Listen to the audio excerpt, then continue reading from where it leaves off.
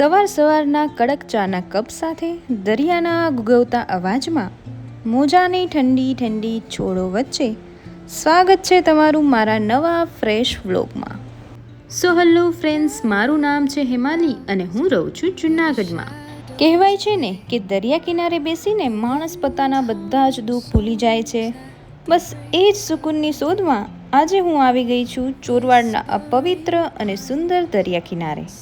જિંદગીની બધી જ ચિંતાઓ આ દરિયાના મોજા પોતાની સાથે તાણી જાય છે. અહીં મળતો સુકૂન દુનિયાના કોઈ એસી રૂમમાં મળતો નથી. દરિયા કિનારે બેસીને માણસને એ સમજાય છે કે એ ગમે એટલો મોટો થઈ જાય પણ કુદરત સામે તો નાનો જ રહેવાનો છે. જુઓ આ મોજાની સ્પીડ.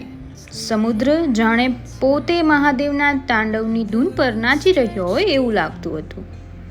સાંજનો સમય, દરિયાનો કિનારો, મોજાનો અવાજ, આનાથી બેસ્ટ વીકેન્ડ બીજું કોઈ ના હોઈ શકે.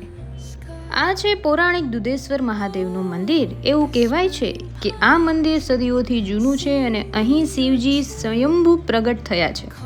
ચોમાસામાં જ્યારે દરિયામાં મોટી ભરતી આવે છે ને ત્યારે સમુદ્રના મોજા સીધા મહાદેવને જલાભિષેક કરે છે. આમ તો હું ઘણી વખત ચોરવાડ આવેલી છું, પણ આ વખતે ત્યાં કંઈક નવું ડેવલપમેન્ટ કરેલું છે તો એ નજારો નિહાળવાની પણ મજા આવી અને સાથે સાથે દરિયાના ઉછળતા મોજા જોવાની પણ. આમ તો ચોરવાડનો ઇતિહાસ ઘણો રસપ્રદ છે. આ જૂનાગઢના નવાબનું રોયલ રિઝોર્ટ હતું.